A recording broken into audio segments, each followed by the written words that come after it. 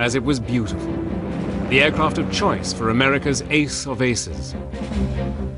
It was the best damn airplane ever built. As far as I am concerned, it was like flying a Cadillac automobile. It gained an unparalleled reputation as the most versatile and lethal combat aircraft of its day. It was the Lockheed P-38, nicknamed the Lightning. It was just an aviator's dream to fly in a P-38. It made the war in the Pacific.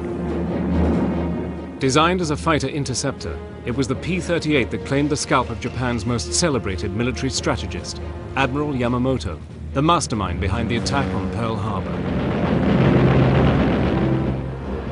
Using color reenactments and archive film, Battle Stations takes to the skies in the fearsome P-38 Lightning.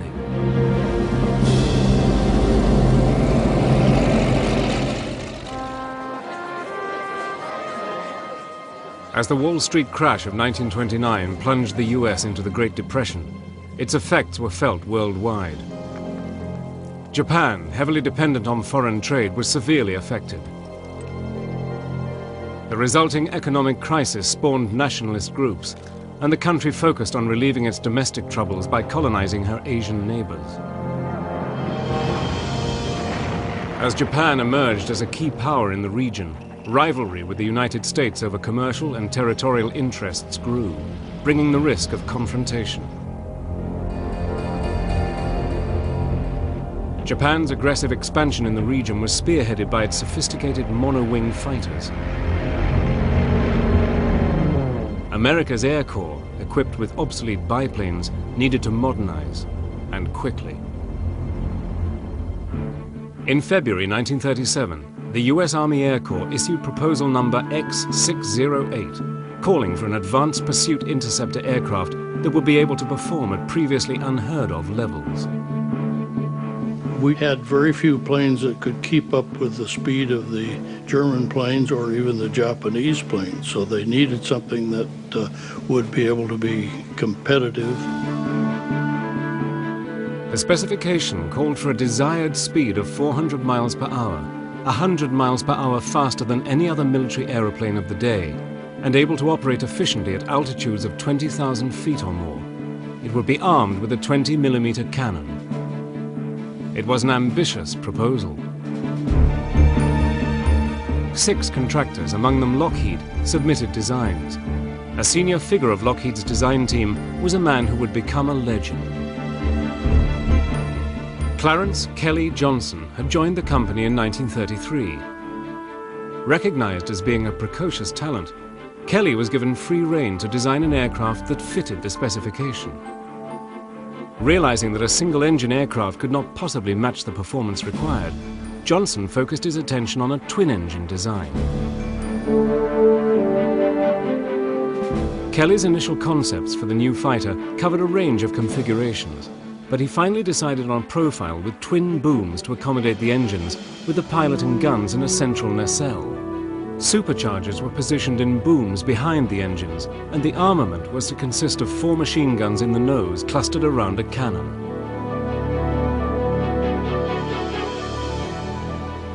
It's really a beautiful looking machine. Very impressive, couple of big engines, lots of firepower, all of it in the nose, which would be very impressive if you're on the wrong end of it. It was a visionary design. He created something that hadn't even been conceptualized in other areas, and the P-38 was a total radical design. Johnson's work paid off. Lockheed won the contract for an experimental prototype. In June 1937, the prototype designated XP-38 went into production. Despite early problems realizing the futuristic design, the plane was completed in just 18 months. It was a top secret project that was shipped in by parts in trucks and assembled in a hangar. Despite flying for only 35 minutes, the test was considered a huge success. Impressed, the US Army Air Corps decided to go after Howard Hughes' transcontinental speed record and Lieutenant Benjamin Kelsey was ordered to fly the prototype from Marchfield, California to Mitchellfield, New York, as fast as he could. The XP-38 smashed the record by 23 minutes. The bad thing was they didn't tell the New York people the plane was coming, and when it got there they were told to circle and we'll give you permission to land, and ran out of gas and had to belly in on a golf course. Though Kelsey survived the impact, the aircraft did not. Lockheed's prototype XP-38, the only one of its kind, was destroyed, but it had proved its worth. As Europe descended into chaos, the US Army Air Corps ordered 66 P-38s. The first ever 400-mile-per-hour fighter was officially given the green light. Early in 1939, Britain and France ordered 667 P-38s. But the planes, dubbed Lightnings by the British, were to be built without superchargers. Lockheed engineers protested this decision, labeling the variant the castrated P-38. With the fall of France in 1940, Britain took over the whole P-38 order, but their decision to remove the superchargers would have dire consequences. Having taken delivery of just 3 castrated Lightnings, the RAF realized that the plane's performance was severely limited. The British didn't like the airplane, and they had been in conflict for quite a while, and they knew airplanes, and they didn't want that thing, and it was a real dog. It didn't have some turbo, it didn't fly high, all the props turned in the same direction. Faced with an inferior fighter, Britain cancelled the entire order. From now on, the P-38 would be solely an American fighter. But its entry into service was not a smooth one. As P-38 pilots would soon find out, its problems were just beginning.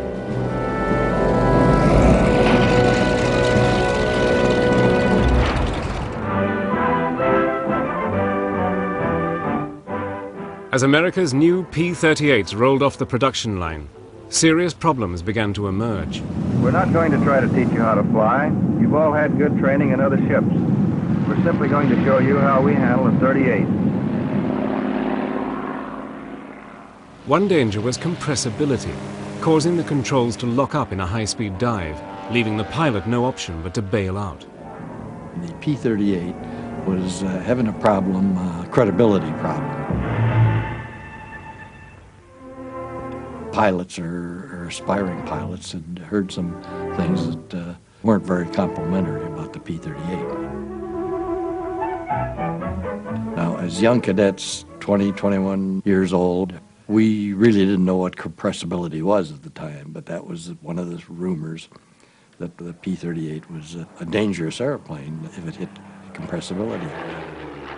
But the most dangerous problem by far was the tendency of the aircraft, in the event of a single-engine failure on takeoff, to flip over and slam upside down into the runway. Most people were not used to flying anything faster than about 200 miles an hour.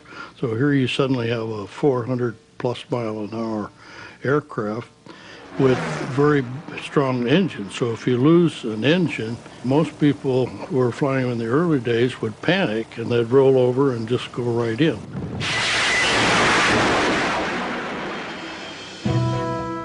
Modifications to the P-38s followed. The plane's Allison engines underwent a structural redesign, and outward-turning props were added to reduce the effects of torque. These modifications would make the plane more stable during flight. And in an effort to combat the P-38's image problems, Tony LeVere, Lockheed's chief test pilot, was drafted in to help. They had some bad rumors out about the aircraft wasn't a safe airplane to fly and so forth. And Tony come by and give us a demonstration of the P-38. I saw him fly on single engine and do slow rolls, do everything that you'd want to do with a single engine aircraft, and he did it on one engine and had one dead. And I think that was a real selling factor as far as I was concerned. During the spring of 1941, the credibility of the P-38 was slowly being restored. But Kelly's fighter, like the United States, was not yet ready for war. But on the morning of December the 7th, 1941, everything changed.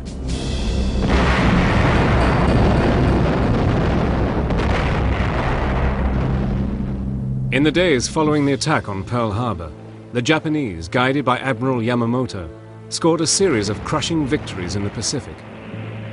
The Pacific Fleet had been all but destroyed, and MacArthur's army in the Philippines began its ill-fated retreat. By capturing Wake Island, Dutch New Guinea, and the strategic port of Rabaul, Japan gained the upper hand across the Pacific. Reeling from this series of body blows, America prepared to send its aircraft to war.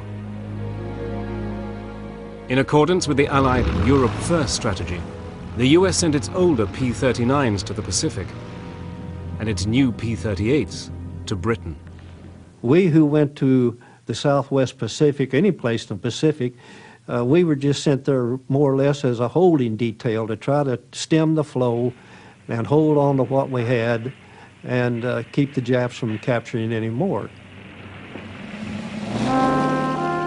But the Lightning's performance in Europe fell short of expectations. Operating at altitudes of around 15,000 feet, far lower than it had been designed for, the large twin-engined Lightning proved to be considerably less maneuverable than smaller Axis aircraft like the ME-109.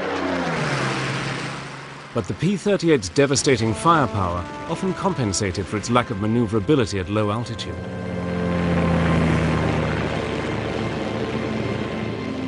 Now the US Air Force looked for a high-altitude role for its P-38s in Europe. They soon found one.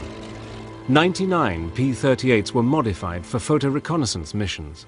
One of the main things you need is stability, and if your camera is wobbling, you're not going to get a good picture, and the P-38 was so smooth and quiet, there was no drift caused by the torque of the propellers, and because it was such a stable aircraft, you could get more accurate maps. But flown without fighter escort, these missions could be extremely dangerous. We had cameras instead of guns, but we also didn't have as much armor plating on our planes. The theory was to cut down the weight to increase our speed, so we were probably close to 2,000 pounds lighter than the fighter version of the same aircraft. We lost a lot of guys. We had a 70% casualty rate, but nobody ever considered we were doing anything brave because you're only taking pictures out there.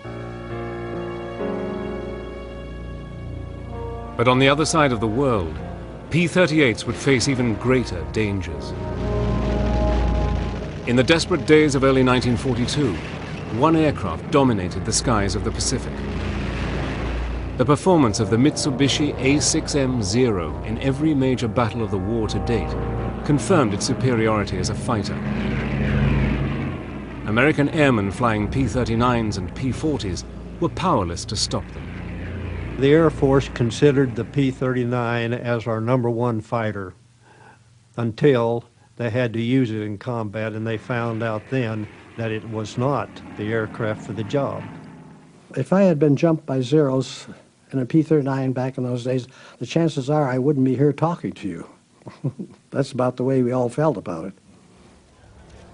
We had good pilots, but they just did not have the equipment. I wanted to be in an organization that did have the equipment, in this case the P-38, so that our pilots had a fighting chance. A new fighter group consisting entirely of P-38s was established. Now American airmen in the Pacific had the equipment they so badly needed to settle old scores. Big thing is, our country was fighting for its life. Japanese sneak attack on Pearl Harbor, they were a hemi-demi semi-quaver away from attacking our homeland. Our country was being threatened. What choice did you have? Even though Lockheed's P-38 Lightnings were being produced in greater numbers, precious few were deployed to the Southwest Pacific. Despite this disadvantage, the P-38 would play a key role in one of the most crucial missions of the war. After Japan's crushing defeats at Midway and Guadalcanal, Admiral Yamamoto, the strategic mastermind behind the infamous attack at Pearl Harbor, planned a tour of frontline bases to restore flagging morale. On April the 13th, 1943, American codebreakers intercepted a message which included explicit details of Yamamoto's schedule. A plan to intercept was devised. We had broken the Japanese code and knew that Yamamoto was going to make this trip to one of his outposts, and they knew his habits were very punctual, and that's how they were able to put this mission together. At 8 a.m. on the morning of April the 18th, a flight of P-38s from the 339th Fighter Squadron took to the skies. They sent 16 P-38s. 12 of them would be top cover, and 4 of the P-38s would be the attack group. They would go down after the Betty bomber that Yamamoto was supposed to be in, and the other 12 airplanes would chase off any Japanese fighters. Just 1.5 hours later, the Americans spotted Yamamoto's flight of 2 Bettys and 6 Zeros. 4 of the P-38s pounced, and in the ensuing battle, both Bettys were hit, and Yamamoto's aircraft plunged into the jungle below. America's Lightnings had come out fighting, but there was still a long way to go. Now it would face its toughest test yet, against the battle-hardened Japanese pilots in the skies of the Southwest Pacific.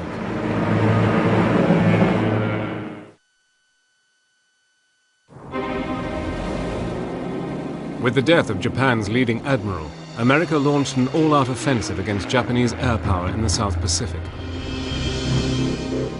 The enemy's advance had been halted. Now the United States Army Air Force would fight back. From bases on the eastern coast of New Guinea, they would attack the fearsome aerodromes of Wewak and Rabaul. The swiftest and most effective means of gaining control of the air was to bomb Japanese airfields, to destroy as many planes on the ground as possible. Such daylight strikes could only be accomplished with a fighter escort, and the only plane in the Allied arsenal with the range to escort the bombers was the P-38.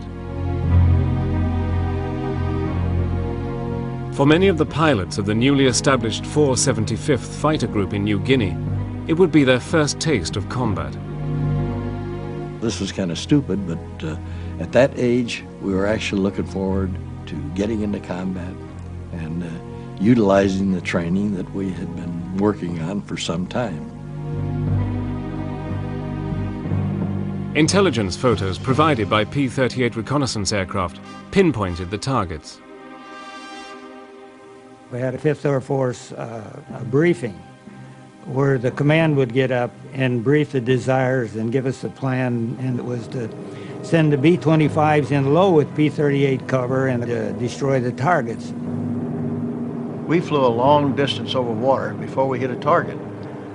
We were probably 200 miles away from a target before we climbed to altitude, whatever our bombing altitude was. We would pick up the fighters along the way. They would S-turn in front of us before we got to the target.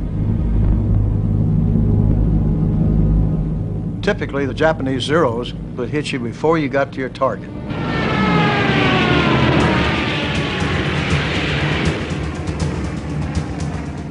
You may see 50 or 100 fighters swarming up from below in every direction. You know, they're all climbing, they're headed for the bombers. That's what they want. They got to keep those bombers out of there. And of course, our job is to get in there and swarm with them and keep them off the bombers. And that's about what it looks like. If you've ever seen a person getting hit by a swarm of bees, that is what it looks like when you get in combat. Because you got airplanes coming in from every direction, your own, yours, enemies, everybody.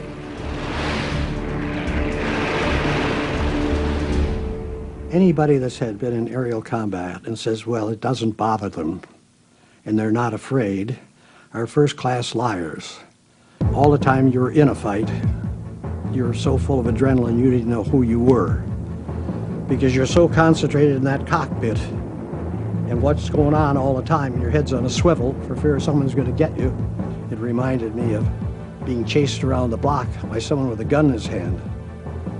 You're really not really interested at all. It's what caliber that damn gun is. You're just running around that block just trying to get away, and that's about the way combat was. As the P-38s tangled with the fighters, the bombers leveled out on their bomb runs. When you're flying in formation over a target, you can't vary because you had 6 planes in a formation, 3 in one formation and 3 lower. You had to keep in your formation before you dropped your bombs. So you couldn't veer off to the right or the left as you saw these bullets coming. So you had to fly and watch these tracers hitting towards your plane. Flying at low level, the B-25s dropped parafragmentation bombs, each capable of tearing aircraft and personnel to pieces. The B-24's 1,000-pound bombs destroyed the runways, depriving the Japanese of any opportunity to fly in replacements.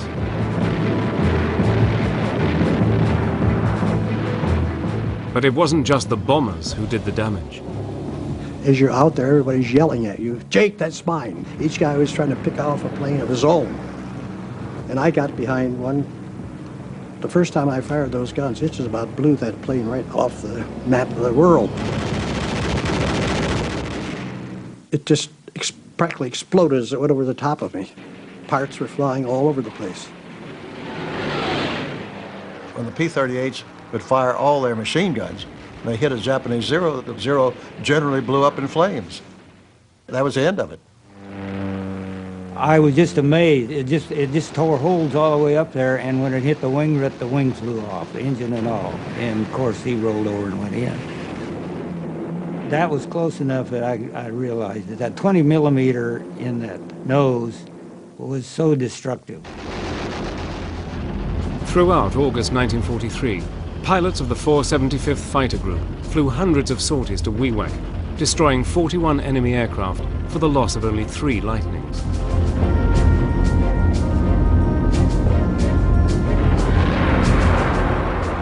The bombing campaign in the South Pacific allowed the invasion forces to capture enemy positions without fear of aerial attacks.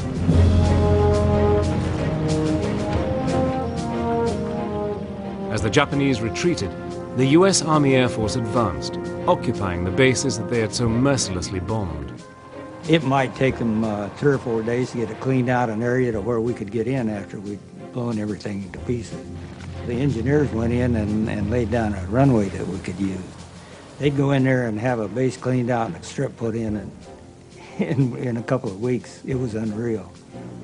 There was a bulldozing off of aircraft that were laying all over the place. And when we went into Alandia, man, there were piles 50 feet high of Japanese aircraft that they just bulldozed into a pile.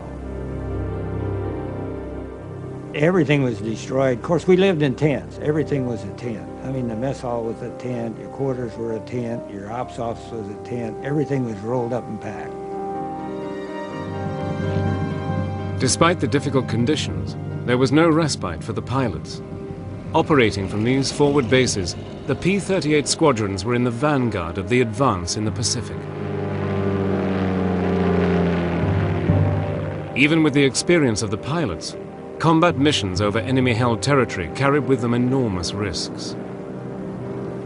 You got to be off your rocker to want to be a fighter pilot, because it's like these little Dodgem cars you see in these carnivals all, where people are chasing around these Dodgems and they're bumping into each other. Only visualize yourself sitting on top of a 55-gallon drum of gasoline, chasing it around in, like Dodgems and firing incendiary bullets at each other, imagining what's going to happen. You've got to be nuts. There's 2 things a fighter pilot dreads the most. Losing an engine on takeoff, when you got a full load, maybe carrying a couple of 1,000-pound bombs. And the other one is every pilot's nightmare is a mid-air collision. I just happened to look off to my left, and my God, here's a P-38 staring me in the face, right there, staring me in the face. So I just shoved everything forward. As I did, I got hit. It was like being hit by a Mack truck.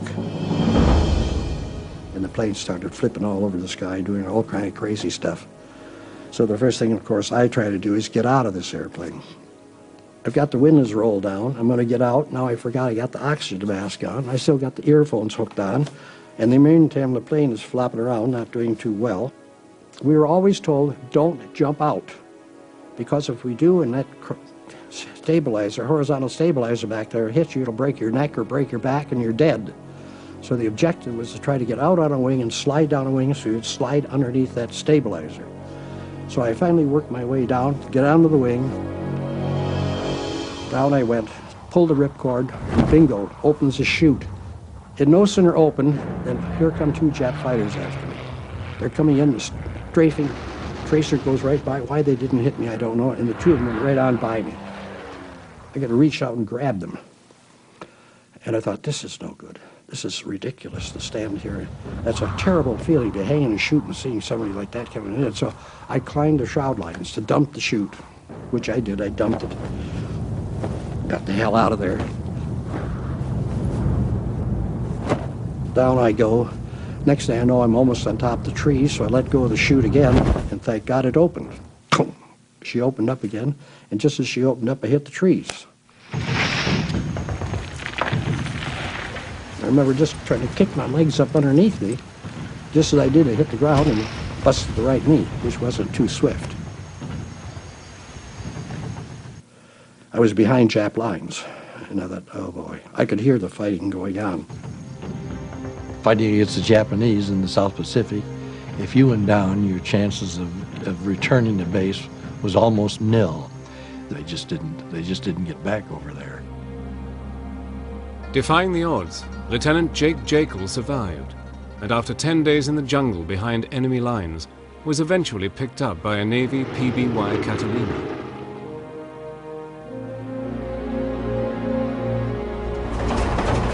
By late summer 1943, the US had turned its attention to the mighty Japanese stronghold at Rabaul. Once again, the P-38s were called in to escort the bombers around the clock. We knew that the Japs had a huge base at Rabaul, and they used that base to either hit the Solomons or come down to hit New Guinea, and it was their Pearl Harbor, actually, of the South. If we could knock out Rabaul, why, it'd be a big step forward.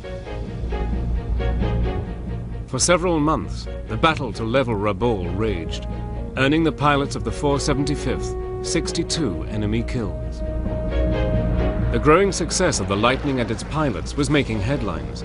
Among those taking notice was the famous aviator Charles A. Lindbergh.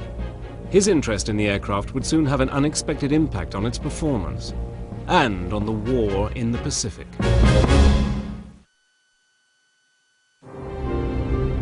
The P-38's formidable drive up through New Guinea had attracted the attention of America's lone eagle, Charles Augustus Lindbergh. In 1927, Lindbergh's solo transatlantic flight had delighted the world. Only months before America entered the war, the famous aviator, a firm isolationist, had resigned his colonelcy in the Army Air Corps Reserve. Now, eager to fly, Lindbergh had sought reinstatement, but Roosevelt's administration had refused. In June 1944, without the knowledge of the White House, Lindbergh visited the 475th Fighter Group. He was curious to find out more about America's only twin-engine fighter, an aircraft he had never flown. He was a consultant to design a twin-engine fighter for the Navy.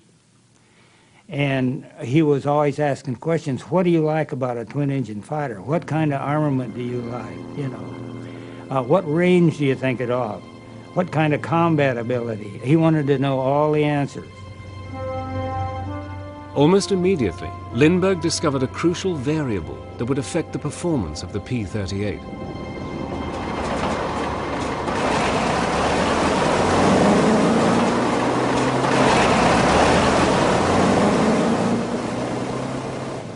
Flying at the very limits of their range, the P-38s needed to be airborne and in formation as quickly as possible. With very small margins for error, wasted fuel could claim lives.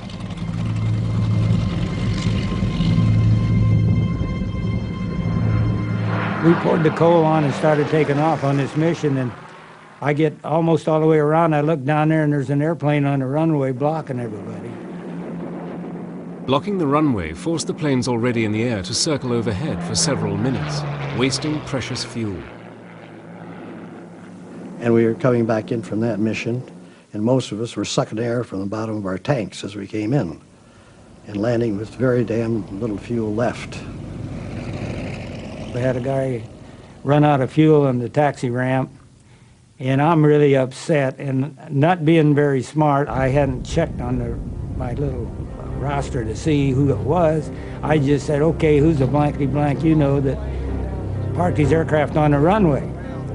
And Mr. Lindbergh stood up, and I about passed out. If I could have gone through the floor, I would have. Despite his embarrassment, Major Warren Lewis made his point. Fuel was not to be wasted. About days later, he come up to the tent and he says, Major Lewis, he says, can I come in and talk with you? And I said, sure, come on in. And he said, I've figured out a way to save more fuel for you. Because of his transatlantic experience, Lindbergh was no stranger to issues of fuel economy. He persuaded the group's CO, Charles MacDonald, to let him address the pilots. We met in a large tent. All the pilots and all our crew chief, the ground crew, everybody was there.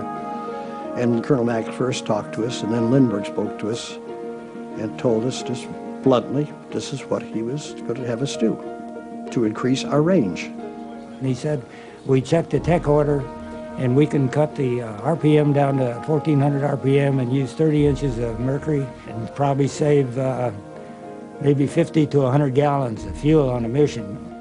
Of course, when our crew chiefs and all our line chiefs all heard this, they thought, oh, come on, it'll wreck the engine. It says burn the engines out. This is a dumb thing to do. But how are you going to tell a man like Lindbergh what's dumb? What you think? Who are you? You're this big compared to Lindbergh. But nevertheless, that's the way it came out, and that's what happened. There were some really bitter questions towards Lindbergh, questioning his theories. And Lindbergh finally shut everybody up by saying, boys, I am willing to fly with you under the conditions which I have outlined. And it was as simple as that. You can't fault somebody that is willing to go on the mission. He's not telling you what to do and then won't go with you. He was willing to prove the theories along with us. Lindbergh was assigned a P-38, in which to test his theory. And he only flew that thing, and he flew it in some mannerism that he was able to pull it back and do this and get much better mileage, if you want to call it, that we were getting. And after the 2 weeks or so, they tore the engines apart, and amazed, not a damn thing wrong with them. We did it on the next mission, and some guys had as much as 80 gallons more landing than we ever had. So that's the kind of a man that Mr. Lindbergh was. He was always looking for ways to do things better and to make it easier for those that flew. In just a few months, the 475th's famous guest had single-handedly increased the range of the Lightning, opening up new targets. Before, the P-38s had been limited to a 900-mile round journey. Now, they could fly a staggering 1,800 miles. We were good for 6 to 6.5 hours was our average range prior to Lindbergh coming over. And after he had spent that 3 or 4 months with us, our range was anywhere from 12 to 14 hours if we had to go that long. Lindbergh, a civilian observer, had already taught the P-38 pilots how to double their range, but he was hungry for combat. In July, he got his chance. Flying unauthorized on a patrol with the 475th, he shot down an enemy aircraft. Lindbergh had his kill, but in so doing had broken his strict observer status.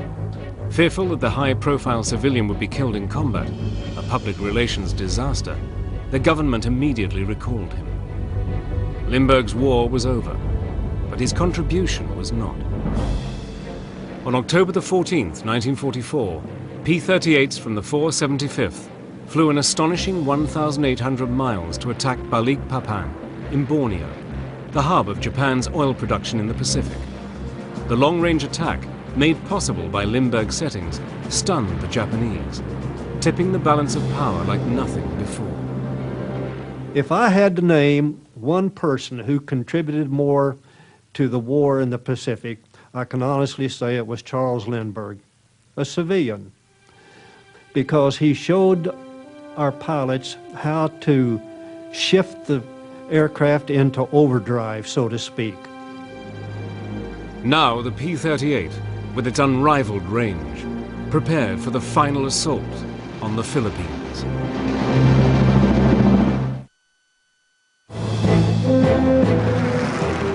From September 1944 onwards, the American advance in the Philippines focused on the very heart of Japanese air power in the region. P-38s, using settings outlined by Lindbergh, had become the first long-range fighters to penetrate Philippine airspace since the US withdrawal in 1942. Now they would be deployed against Leyte. Leyte was to be the anvil, wrote MacArthur, against which I hope to hammer the Japanese into submission. Having fought their way up through New Guinea, the P-38 pilots had become one of the most skilled fighting units of the war. The Zero gained a wonderful reputation at the beginning of the war. And that was partly our fault because we were using World War I tactics. In other words, we were dogfighting. The idea of the so-called dogfight stuff that went on in World War I, of one plane against the other plane, was a no-no as far as we were concerned. And fellows that broke out of the squadron after a Jap plane all by himself, usually he caught royal hell when we got back on the ground again, because that was not the idea. It was important that everybody knew that you weren't out to run up your own score. You were out there to work as a team. And that's one of the things, one of the big reasons in my judgment, in addition to superior equipment that we had over the Japanese, was our tactics. We tried to maintain 300 miles an hour and never tried to climb or turn with the Jap airplane, because they could out-climb and out-turn you. And so you went away from them and then turned around and come back and took another shot. And that discouraged the hell out of them. You have a very high airspeed. You made passes at them, and they were always the hunted, and we were the hunters. In the Philippines, Major Thomas B. McGuire scored the group's first kill of the campaign, his 25th of the war, making him the leading ace of the group. He was such a great shot. He didn't need a gun sight. He just aimed the airplane and shot people down. And he was probably the best, in my estimation, the best pilot that ever flew a P-38. Tommy was driven by a fierce, aggressive, strong attitude toward being a world's greatest fighter pilot. And he was going to make it no matter how he did it. And he was a great fighter pilot. This guy could shoot. But leading the charge in the Philippines was the group's CO, Major Charles MacDonald. Every time we had the toughest mission coming up, our first mission said to Rabaul, who led us was Colonel Mack. He wasn't a desk operator sitting back and say, you guys do this, you guys take that machine gun desk and that kind of stuff. Colonel Mack led us. When we first went into Wewak, Colonel Mack led us. When we first went back, the first missions we made to the Philippines all the way from New Guinea, who led us? Colonel Mack led us. Oh, he was a terrific leader. That was one of his attributes. He was a great planner, and he was a great fighter pilot. Some people are just natural hunters, you know, and these were hunters of aircraft. In the autumn of 1944, the U.S. Marines stormed ashore at Leyte. As almost 20,000 U.S. troops from the 6th Army toughed it out to take and secure the heavily defended island airstrips, P-38s played a key role, strafing troop barges in support of the ground operations.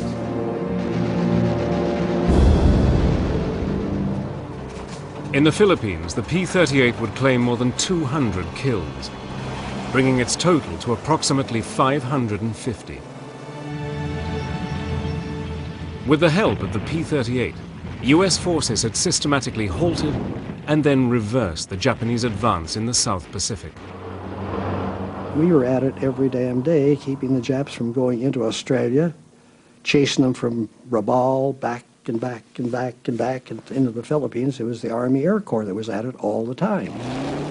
Without the P-38, I don't think he'd have been as lucky to push the Japs back as fast as we did. In fact, it's probably surprising to all, including General MacArthur, how well the 38 cleaned the clock of the Japanese over there. On December the 25th, 1944, MacArthur fulfilled his promise and returned to the Philippines. The P-38 had proved its worth in the Pacific. America's ace of aces, the highest scoring Army ace of the war with 40 kills to his name, was Dick Bong, a P-38 pilot. Tommy McGuire with 38 confirmed kills was second, and Major Charles MacDonald with 27 ensured that the P-38 would have its place in history as the most deadly fighter of the war. As final preparations were made for the invasion of the Japanese home islands, the P-38s remained at the heart of the Allied stranglehold on Japan herself. But in August, the US Army Air Force dropped its atomic bombs. Now, P-38 reconnaissance planes bore witness to the total destruction of the enemy. We were up at about 18,000 feet, and we could see it for probably 8-10 miles before it got there. And it was very interesting because we had done a lot of bomb damage assessment where normally you can tell the type of bombs that were used. It was sort of like, wow, that must have been one hell of a bomb. And it was something that left enough of an impact that it's forever burned in my memory. The awesome power unleashed by the US had ended Japan's resistance. World War II was over. During its 4 years of combat, the Lightning had grown from an undesirable contender into a reliable champion. In just 2 years, no less than 41 P-38 aces had been created, and the aircraft itself had destroyed more Japanese planes than any other US fighter. I think the 38 was responsible for winning the war in the Pacific almost. I mean, that's, you know, a big statement, but it had an awful lot to do with it. Not only was it a good fighter, it was a good dive bomber, and they also had the F-4 and the F-5, which were the photo versions. It was a wonderful aircraft. As I like to say, saved my butt down there in World War II. The three leading aces in the theater flew P-38s, and I feel strongly that the P-38